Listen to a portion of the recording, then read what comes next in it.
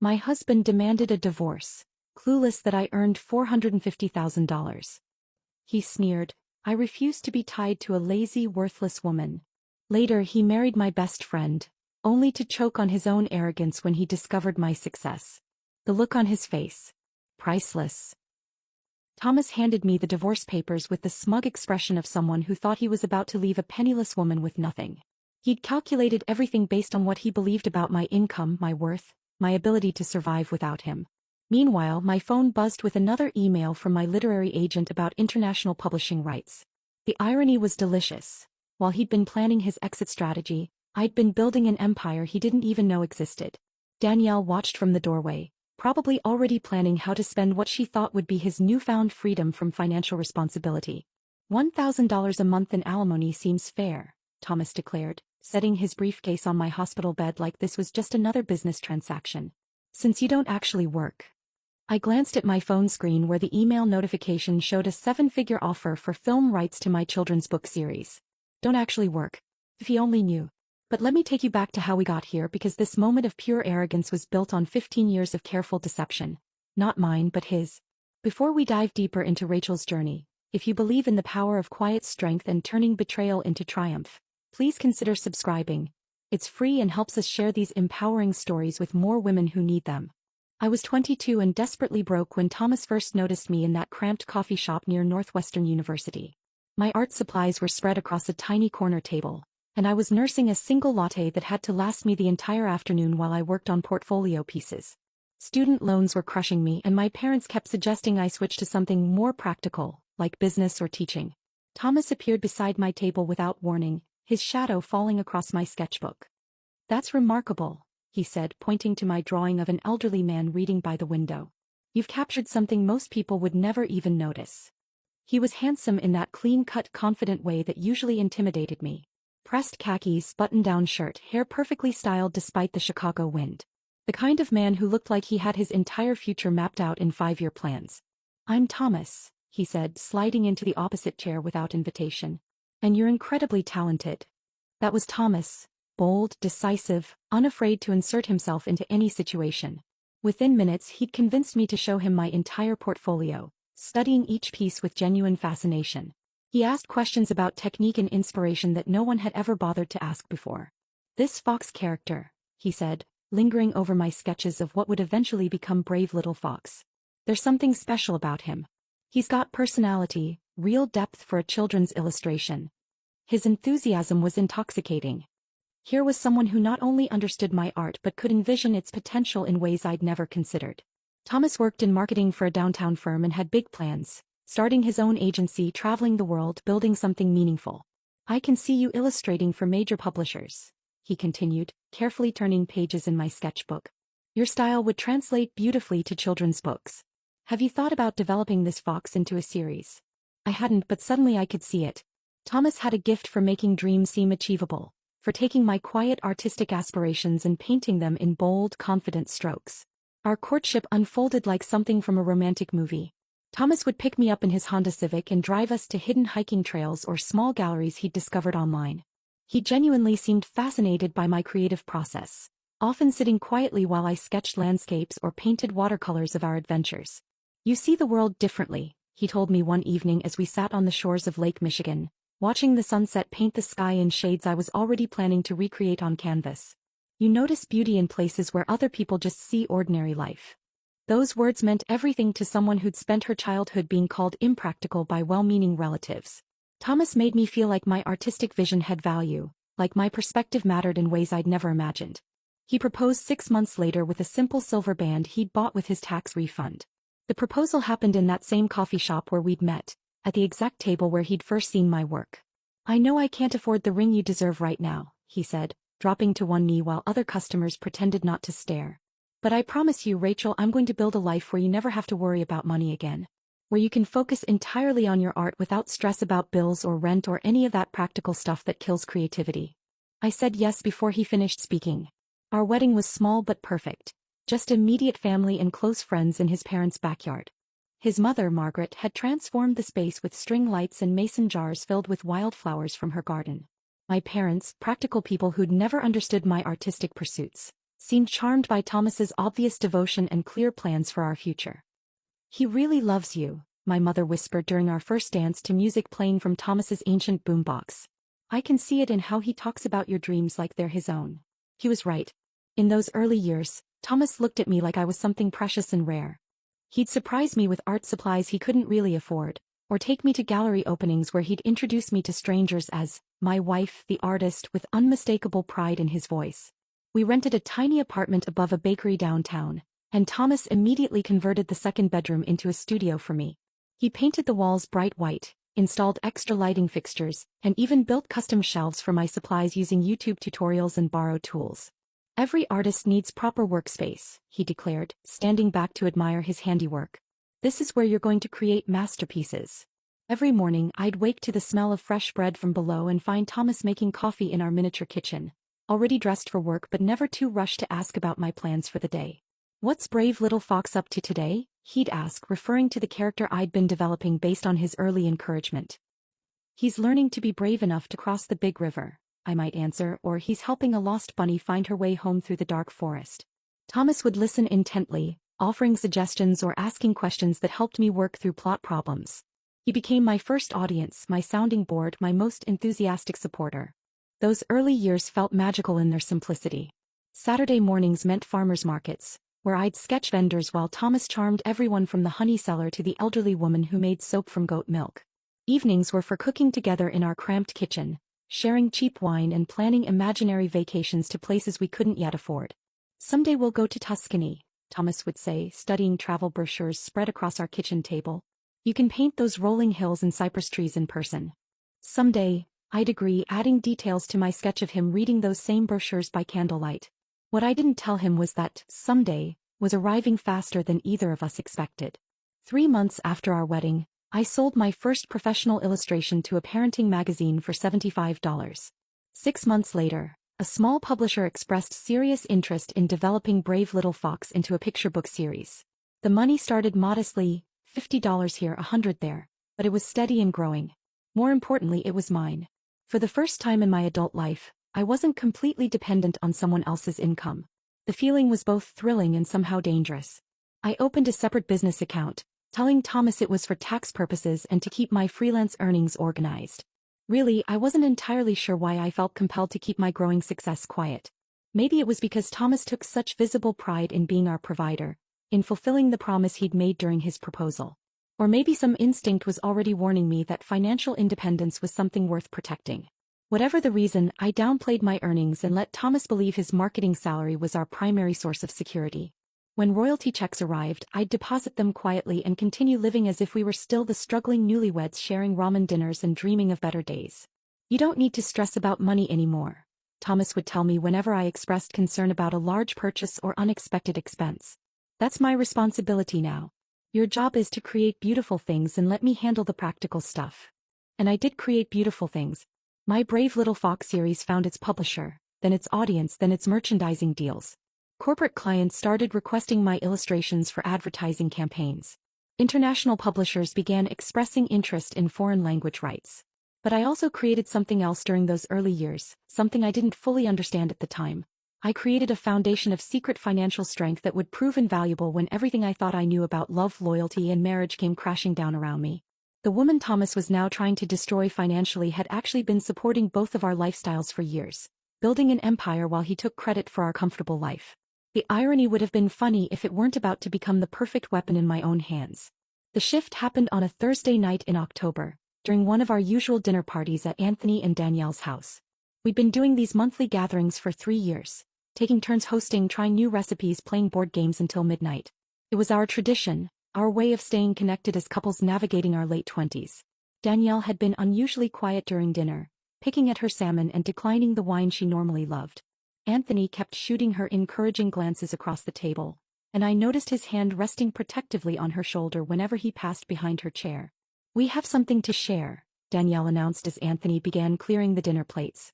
She stood slowly, placing both hands on her still flat stomach with a gesture so deliberate it could only mean one thing. The smile that spread across her face was radiant, transforming her entire appearance. "We're having a baby." The words hung in the air for exactly 3 seconds before Thomas exploded from his chair. Not Anthony, Thomas. My husband reached Danielle first, wrapping her in an embrace that lifted her feet off the ground and lasted far longer than any congratulatory hug should. This is incredible, Thomas exclaimed, his voice cracking with emotion I'd never heard before. When? How far along? Have you seen a doctor yet? Anthony stood frozen beside the kitchen counter, dinner plates still in his hands, watching his wife being celebrated by another man. His smile looked forced, almost painful, and he kept glancing at me with an expression I couldn't decipher. The rest of the evening became the Thomas and Danielle show. He peppered them with questions about due dates, nursery themes, and potential baby names. He knew more about pregnancy symptoms than I did, rattling off information about morning sickness remedies and prenatal vitamin recommendations like he'd been studying for months. Have you thought about a birthing plan? Thomas asked, leaning forward with intense focus. Natural birth versus epidural? Hospital versus birthing center? Thomas, I interrupted gently, maybe let them process this themselves first. He shot me a look of pure irritation. This is important, Rachel. These decisions matter. Danielle basked in his attention, her hand never leaving her stomach as she answered his endless questions. Anthony grew quieter with each passing hour, eventually retreating to the kitchen to do dishes while Thomas discussed baby-proofing strategies and college savings plans. When we finally left that night, Thomas couldn't stop talking. The 15-minute drive home became a monologue about how wonderful it was that our group was expanding, how exciting it would be to have a little one around, how much fun family vacations would become. Isn't this amazing, Rachel? He said, pulling into our driveway with unusual speed. A baby. Our first baby in the group. The possessive way he said "our" made my stomach clench. It's their baby, Thomas. Anthony and Danielle's. Of course, he said quickly, but something in his eyes suggested otherwise. I just meant we'll all be part of this child's life. Like aunts and uncles. I went to bed that night with an uneasiness I couldn't name, watching Thomas research baby gear on his laptop until nearly 2 in the morning. Within weeks, Thomas had transformed into Danielle's personal pregnancy consultant. He called her daily to check on morning sickness symptoms, researched the best obstetricians in our area, and somehow knew more about her appointment schedule than Anthony did. Dr. Martinez is supposed to be excellent, Thomas announced over breakfast one Tuesday, reading from his phone. I found 3 reviews that specifically mentioned his bedside manner with first-time mothers. How do you know Danielle's looking for a new doctor? I asked. She mentioned it yesterday when I called to check on her nausea levels. The casualness with which he discussed my best friend's bodily functions was disturbing.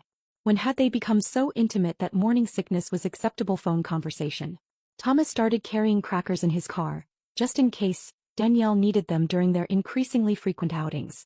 He downloaded 3 different pregnancy tracking apps, setting notifications for weekly development milestones that he'd share with me over dinner like breaking news. The baby is the size of a blueberry this week, he'd announce. Can you imagine? Something that tiny already has a heartbeat. The final straw came when Thomas quit smoking overnight, something I'd been asking him to do for our entire relationship. It's not healthy to be around pregnant women, he explained, tossing his half-full pack into the trash with theatrical determination. Secondhand smoke can cause birth defects. I've been asking you to quit for 3 years, I said quietly. This is different, Rachel. This is about protecting an innocent child. What about protecting your wife? His jaw tightened. This isn't about you right now. Some things are bigger than our personal preferences. That night, I heard him on the phone with Danielle, discussing prenatal yoga classes and organic grocery stores that carried pregnancy-safe cleaning products. His voice carried a tenderness I hadn't heard directed toward me in months. 6 months into Danielle's pregnancy, I reached my breaking point. We were having dinner at our kitchen table when Thomas casually mentioned signing up to volunteer coach for a youth soccer league.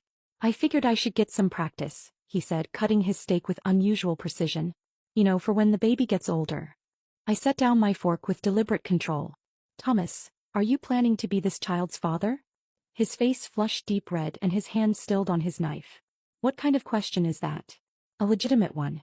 You know more about Danielle's pregnancy than her own husband does. You've changed your entire lifestyle around her needs. You're making long-term plans that involve raising someone else's child. How can you be so heartless? He exploded, standing abruptly from the table. Danielle needs support right now. Anthony works 60-hour weeks and barely has time to take her to appointments. You've never wanted children. You couldn't possibly understand what she's going through. And you do understand? Since when did you become an expert on maternal needs? The argument escalated quickly from there. Thomas accused me of jealousy, selfishness, and failing to support our friends during an important time. I accused him of emotional infidelity and abandoning his marriage for the fantasy of someone else's family.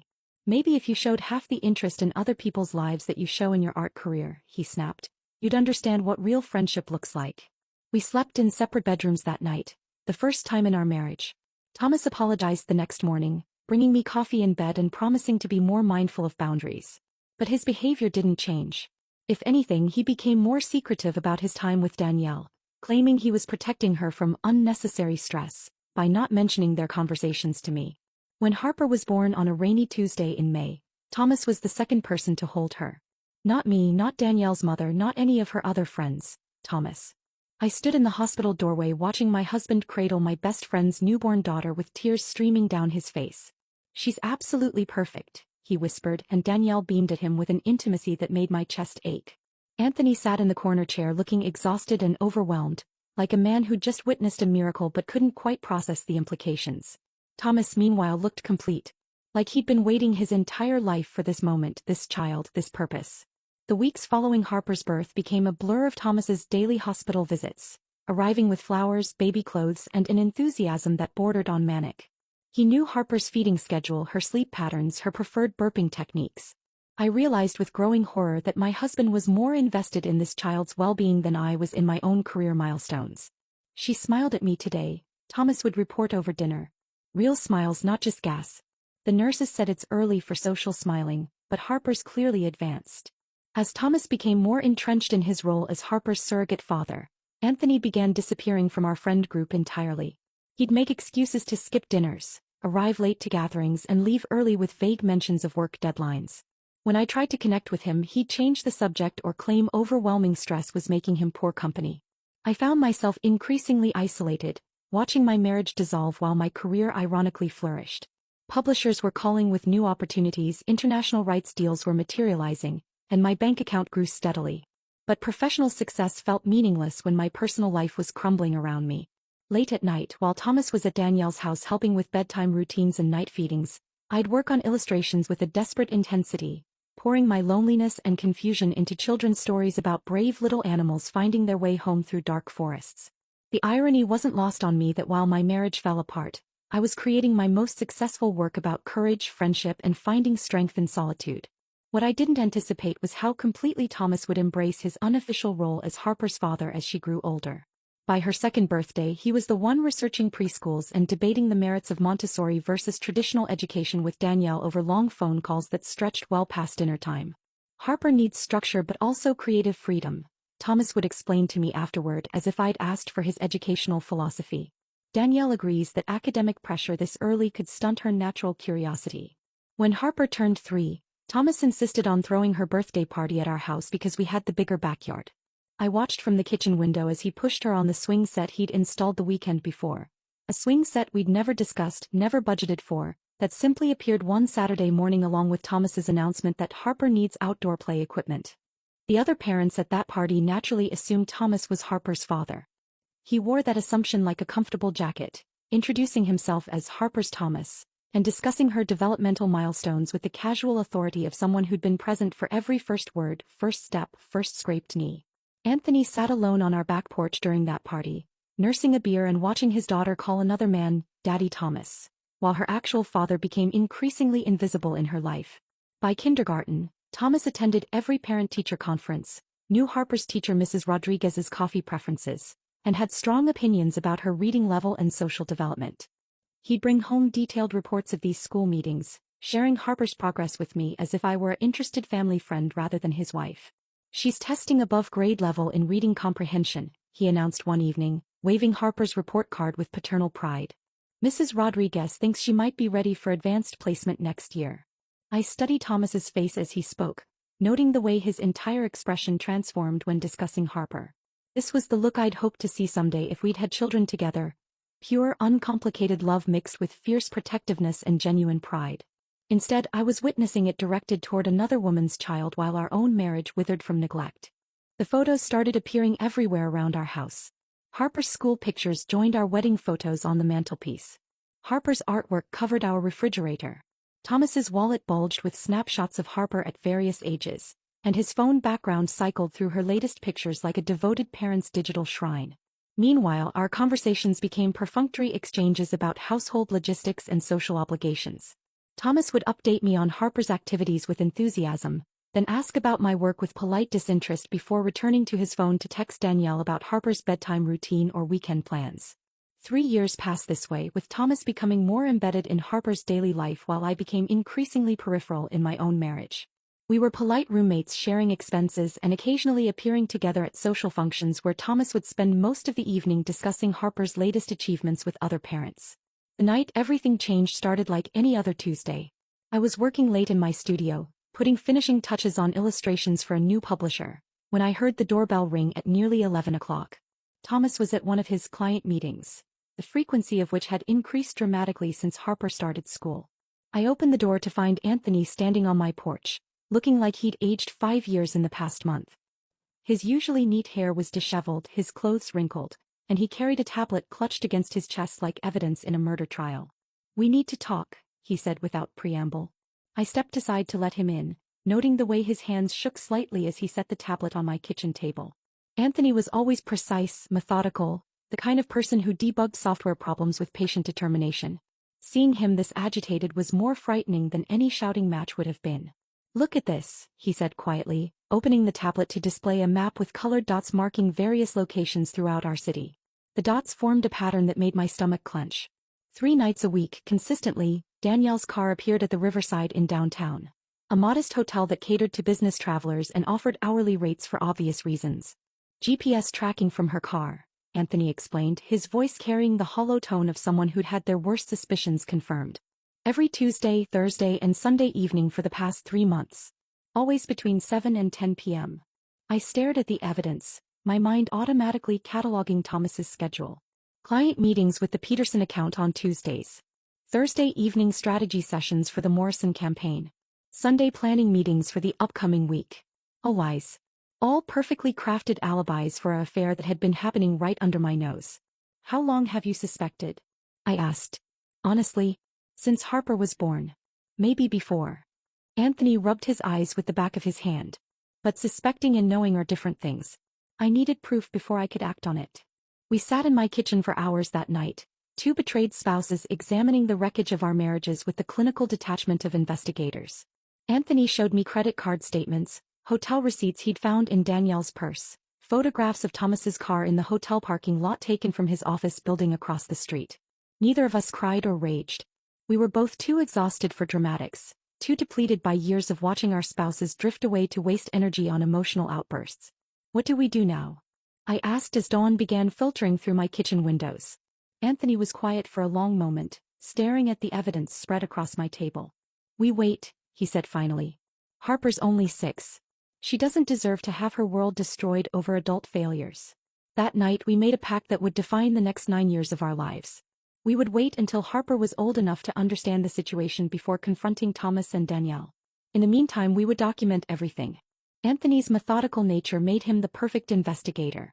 He installed tracking software on devices, photographed evidence with timestamps, and created detailed spreadsheets documenting patterns of behavior.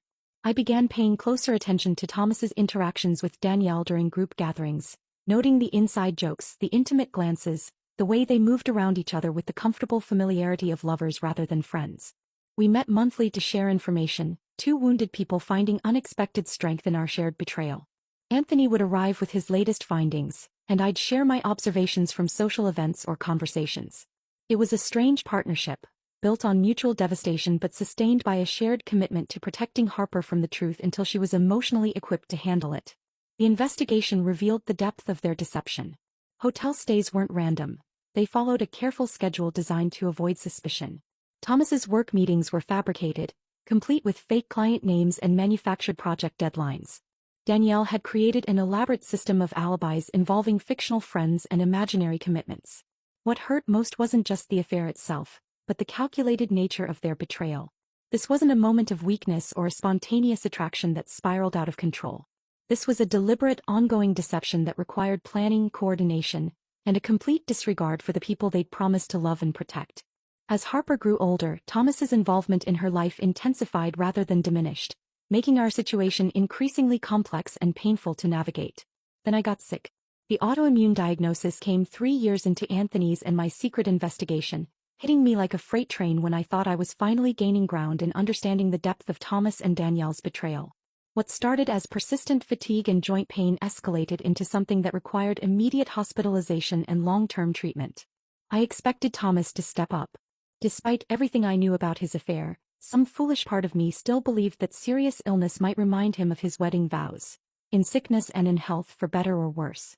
Instead, his hospital visits became increasingly perfunctory, brief obligations fulfilled with the minimum effort required to avoid looking completely heartless to the medical staff.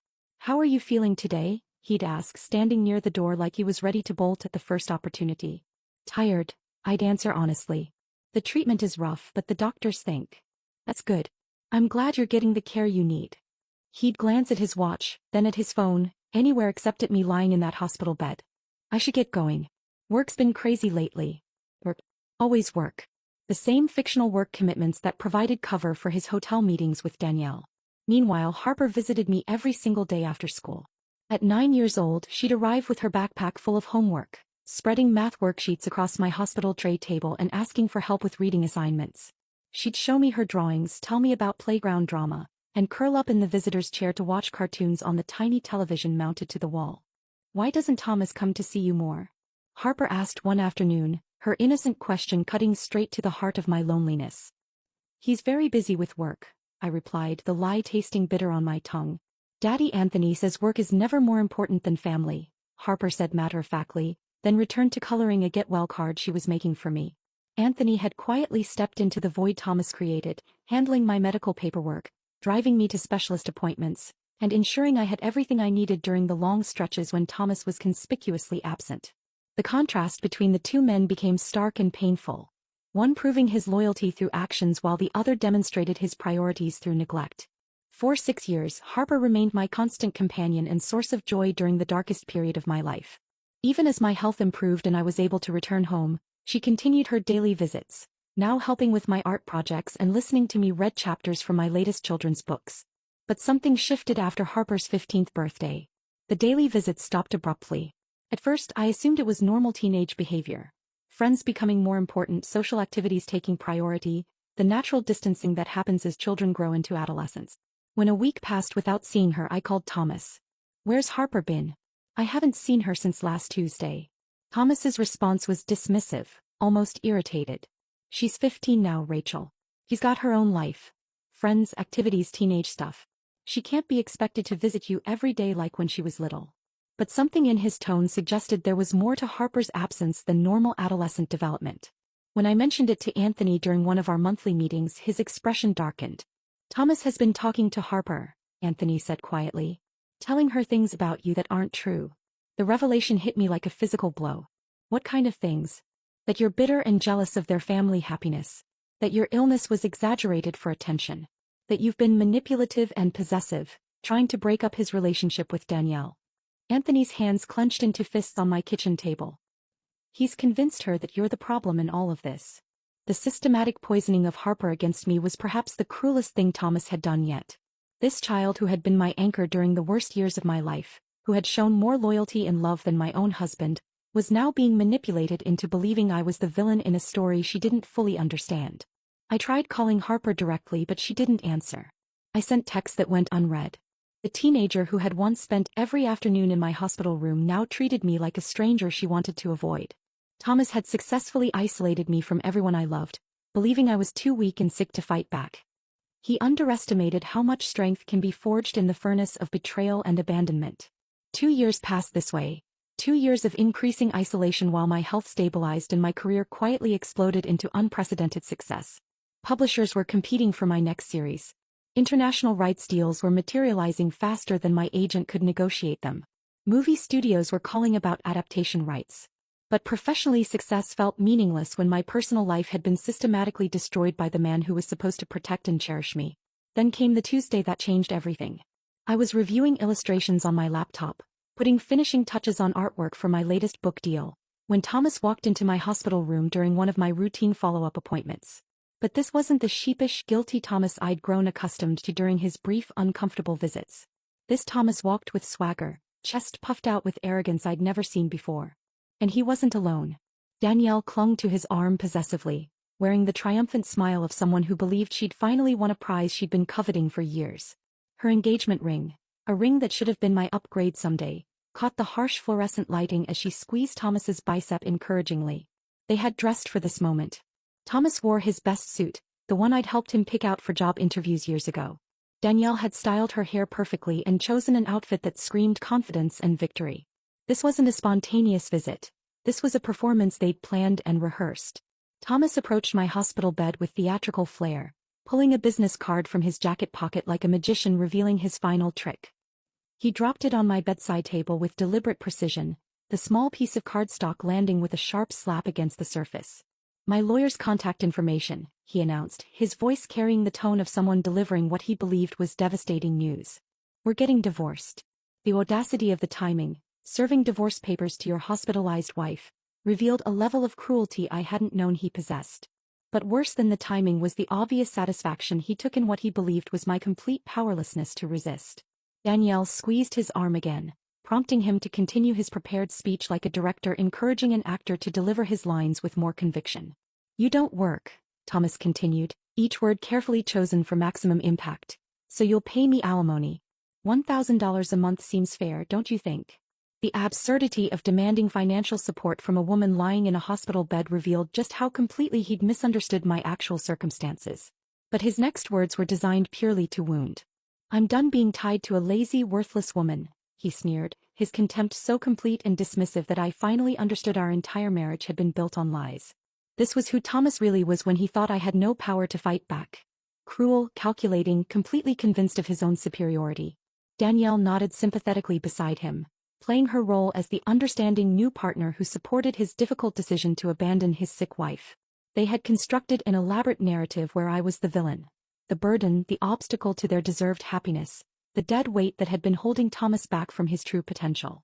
But instead of the breakdown they'd clearly anticipated, something unexpected happened. Years of hidden hurt and suppressed anger crystallized into cold, clear determination. I felt a strange sense of liberation wash over me, as if Thomas's cruelty had finally freed me from any lingering guilt about destroying his life. I looked at Thomas, then at Danielle, and smiled genuinely for the first time in months. "Fine," I said simply. "Let's get divorced." Thomas blinked, clearly thrown off script. He'd prepared for tears, for desperate bargaining, for the emotional collapse that would validate his narrative about my instability. My calm acceptance wasn't part of their carefully rehearsed performance. "Fine." Danielle's voice cracked slightly. "That's it? You're just going to agree? What did you expect?" I asked pleasantly, closing my laptop with deliberate care. "You've made your choice. I'm simply accepting it." Behind Thomas's surprise, I could see confusion flickering across both their faces. They had scripted this confrontation expecting drama that would confirm their story about my emotional instability. Instead, they were getting serene agreement from a woman who seemed almost relieved by their news. "Well, good," Thomas stammered, trying to regain his composure. "I'm glad you're being reasonable about this." "Oh, I'm being very reasonable," I replied, and something in my tone made him shift uncomfortably. They left my hospital room that afternoon with less satisfaction than they'd anticipated, but still convinced they'd won. Thomas had no idea he'd just lit the fuse on his own destruction. The moment they were gone, I opened my laptop and began making calls. First to my lawyer, then to my accountant, then to my business manager. The woman who had spent years downplaying her success was done pretending to be weak. That evening, I made the call that would change everything. "Sarah, it's Rachel," I said when my lawyer answered. "Remember that house discussion we had last year about asset protection? The property registration under your business name? Of course. I need you to cancel Thomas's lease immediately. Begin eviction proceedings first thing tomorrow morning." There was a pause on the other end. "Rachel, are you sure? That's going to create quite a shock for him." "That's exactly what I'm counting on." 10 days later, while I was still completing my final round of treatments, my phone rang with the confirmation I'd been waiting for. The sheriff had delivered the eviction notice. Thomas had 72 hours to vacate the premises. His first voicemail arrived within an hour. "What the hell is this?" Thomas's voice was shrill with panic. "You can't just kick us out. This is illegal. I'm calling my lawyer." I deleted the message without listening to the rest. The second call came 20 minutes later. "Rachel, pick up the phone. Where are we supposed to go?" "Danielle's got Harper to think about." You can't just throw a child out on the street. Interesting how quickly Harper became a convenient shield when Thomas needed to play victim. The third call was different. Thomas had clearly been coached, probably by whatever lawyer he'd managed to reach on short notice. Rachel, I know you're upset, but we need to discuss this rationally. Let's work out some kind of arrangement until the divorce is finalized. I'm willing to pay fair market rent. I answered this one. Thomas, I said calmly, the house is registered under my business name. You've been living there rent-free for 8 years as a courtesy that I'm now withdrawing. The lease cancellation is completely legal. Your lawyer can confirm that. But where are we supposed to go? That's between you and your lawyer, I replied, then hung up. The beauty of my legal position was its simplicity. Thomas had never contributed to the down payment, never been added to the deed, never even paid utilities. He'd been living in my property as a guest, and guests can be asked to leave. Within a week, Thomas and Danielle had been forced to move in with his parents, a humiliating arrangement that put their affair on full display for his family. Margaret, Thomas's mother, had always prided herself on raising a son with strong moral character. Watching him abandon his sick wife for his best friend's spouse shattered her illusions about her perfect boy. 3 weeks later, I was finally released from the hospital. Anthony picked me up, and we drove directly to the modest ranch house where Thomas had grown up. It was time for the confrontation I'd been planning since that terrible day in my hospital room. The moment I walked through the front door with Anthony beside me, Thomas's face drained of color. He hadn't expected me to recover so quickly, and he certainly hadn't anticipated me arriving with backup. Especially not the backup he'd betrayed just as thoroughly as he'd betrayed me. Rachel, he started, but I held up a hand to silence him. Harper was there, sitting in the corner of the living room looking deeply uncomfortable. At 16, she was old enough to sense the adult tensions swirling around her but still young enough to be confused about her role in all of it. Danielle immediately tried to take control of the situation, launching into a defensive speech that revealed just how entitled she'd become. I don't know why everyone's being so dramatic about this, she declared, standing up from the couch with theatrical authority. Thomas and I found real love together. That's something to celebrate, not punish. Besides, she gestured toward Harper, his parents are getting a blood grandchild now. That has to count for something. The audacity was breathtaking. She truly believed that her affair and Harper's existence trumped all other considerations. Marriage vows, loyalty, basic human decency. But what happened next was worth every moment of pain I'd endured over the past decade. Harper looked up from where she'd been staring at her hands, her young face carrying a maturity that spoke to everything she'd witnessed and processed over the years. She looked directly at Thomas, the man who had played father to her for 10 years, who had attended every school event and soccer practice, who had prioritized her needs over his own marriage. My dad is Anthony, she said clearly, her voice carrying absolute conviction. That's the only dad I want. The silence that followed was profound and devastating. Thomas's face crumbled as if Harper had physically struck him. All those years of school conferences, bedtime stories, and soccer practices, reduced to nothing by one teenager's honest declaration of loyalty to the man who had actually earned the title of father. Danielle looked stricken, finally realizing that her daughter's allegiance lay with her legal father, not her mother's affair partner. In one sentence, Harper had destroyed the foundation of their entire justification for their betrayal. Harper, Thomas began, his voice broken. No, she interrupted. I know what you did. Dad, Anthony told me everything. How you and Mom lied to everyone for years. How you hurt Rachel when she was sick. How you made me stop visiting her by telling me lies about her being jealous and manipulative. Thomas's mouth opened and closed like a fish gasping for air. Then Anthony delivered the legal revelation that completed Danielle's destruction. Oh, by the way, he said with quiet satisfaction, pulling a folder from his jacket. You and I are still legally married, Danielle. Our divorce papers were never finalized due to a technicality I chose not to correct. The color drained from Danielle's face as the implications crashed over her. Her marriage to Thomas was completely invalid. She had no legal standing as his spouse, no claim to any shared assets, no protection under spousal privilege laws. Worse still, she could potentially face bigamy charges if anyone chose to pursue them. Anthony had been meticulous in his revenge planning, using his technical expertise to exploit every legal loophole while Danielle played house with another woman's husband. Thomas, desperate to salvage something from the complete wreckage of his plans, made one final attempt at intimidation. So what? He sneered, though his voice lacked its earlier confidence. You're sick, Rachel. You'll be broke in a year, dead in 2. What are you really going to do? That was my cue for the greatest revelation of all. I pulled out my phone with deliberate calm and opened my banking app, turning the screen toward them. I make $450,000 a year now, I said quietly. I'm a best-selling children's author with a movie deal in production. Want to see my royalty statements?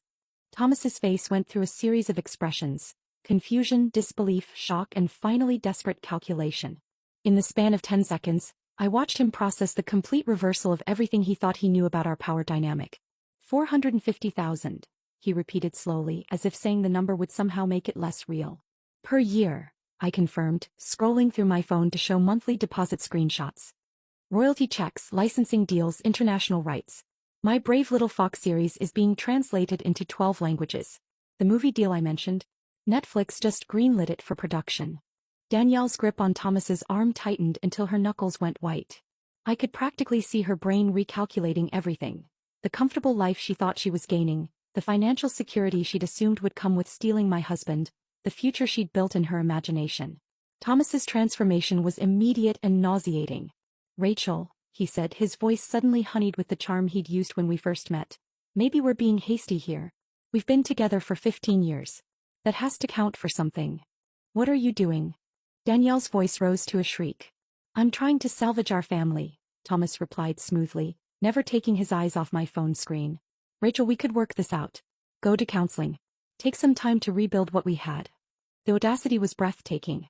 Within minutes of demanding alimony from his lazy, worthless wife, he was ready to reconcile now that he understood my actual net worth.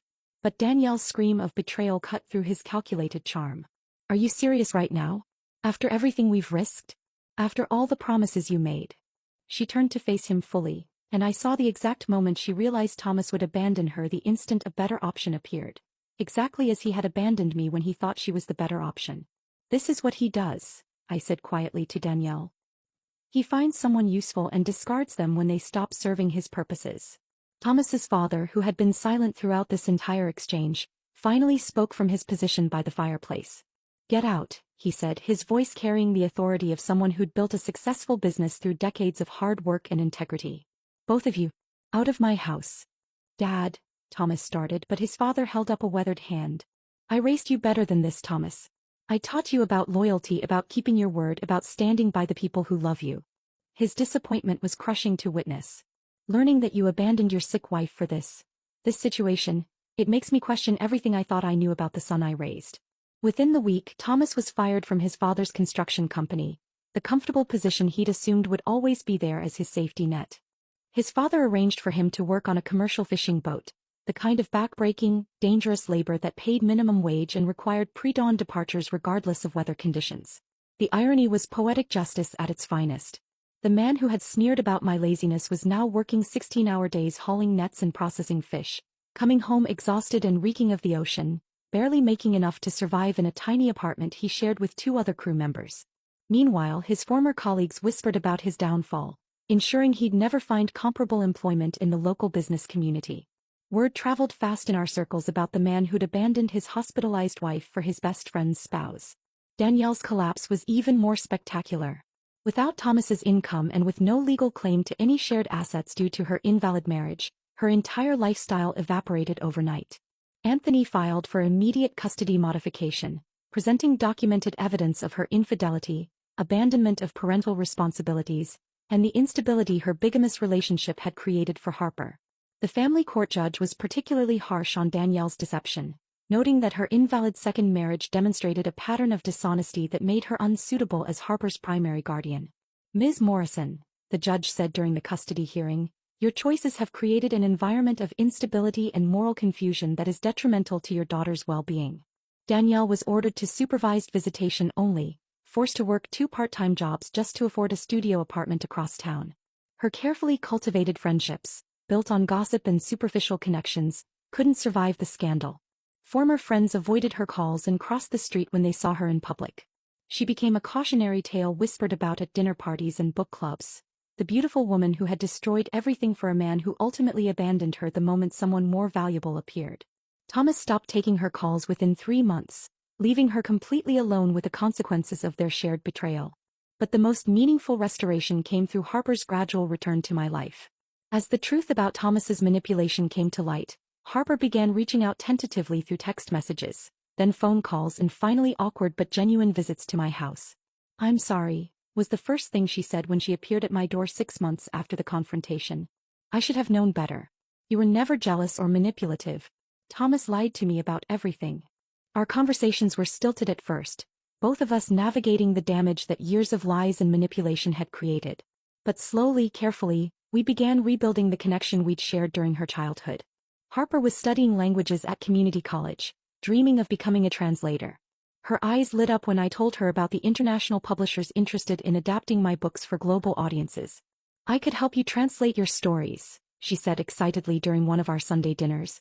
Imagine brave little Fox teaching courage to children in Spain or Germany or Japan. Watching her enthusiasm reminded me why I'd loved her so fiercely as a child. She had inherited Anthony's steady character and intellectual curiosity, not her mother's manipulative tendencies. Our renewed bond felt stronger than our original connection, built on honesty and mutual respect rather than childhood innocence. Anthony's proposal came on a quiet Sunday evening as we sat at my kitchen table reviewing the legal documents that had finalized both our divorces. We'd been meeting weekly for months, ostensibly to handle the aftermath of our respective legal battles, but really because we'd become each other's anchor through the storm. I know this might seem too soon, he said, setting down his pen and looking directly at me, but we've been through hell together. We know each other's worst moments and we're still here. His proposal wasn't romantic in any traditional sense. There were no flowers, no dramatic gestures, no passionate declarations of undying love. Instead, it was practical, honest, and based on proven compatibility and shared values. We've already survived betrayal, illness, and legal warfare as a team, he continued. Our partnership has been tested in ways most couples never face. I think we could build something real together, something based on actual trust instead of pretty lies. I appreciated his honesty about the timing and circumstances. We weren't two young people falling in love for the first time. We were two wounded adults who had found strength in each other's company. I need time to think, I told him, but I'm not saying no. The possibility of building something genuine with someone who had proven his loyalty through actions rather than words was appealing. But I wanted to choose it freely as a celebration of our future rather than a reaction to our shared trauma.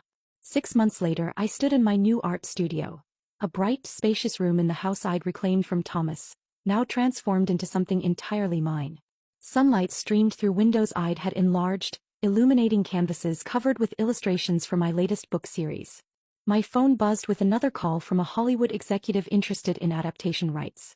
The movie deal I'd casually mentioned during that confrontation was now moving into pre-production, with A-list voice actors attached to bring brave little Fox to life on screen. My health had stabilized completely with proper treatment and the dramatic reduction in stress that came with removing toxic people from my life. Most importantly, I had learned to value myself properly, not just my financial success, but my worth as a person who deserved loyalty, honesty, and respect. The woman who had once hidden her achievements to protect her husband's fragile ego was now confidently building an empire, making decisions based on what served my goals rather than what made others comfortable. Every morning I woke up grateful for the divorce that had set me free to become who I was always meant to be. Thomas had called me lazy and worthless, but his cruel words had become the catalyst for me to claim my full power and create the life I truly wanted. And the look on his face when he realized what he'd lost? Absolutely priceless. If this story of perfect revenge had you cheering for Rachel, hit that like button right now. My favorite part was when Rachel revealed her $450,000 income and watched Thomas's face crumble in real time. What was your favorite moment? Drop it in the comments below. Don't miss more empowering stories like this.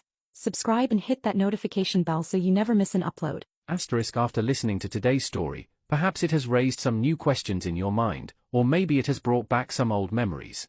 Every day on Reddit, new experiences and moments create fresh stories, and they connect all of us. Everyone has their own unique journey in life, and we all try to understand the world in our own way. These kinds of moments remind us that we are all human, sometimes happy, sometimes sad, and always learning something new. If you enjoyed this story, feel free to share it with your friends. Your thoughts and feedback are always valuable to us, as they motivate us to create even better content. Every story has its own unique angle, and our goal is to understand everyone's perspective and make our content diverse and relatable. Stories like these help us realize that life's journey is different for everyone, and by hearing other stories, we learn something new. You can also share your own stories with us. Your experiences are valuable to us as well, and if you enjoyed this video, please leave your feedback.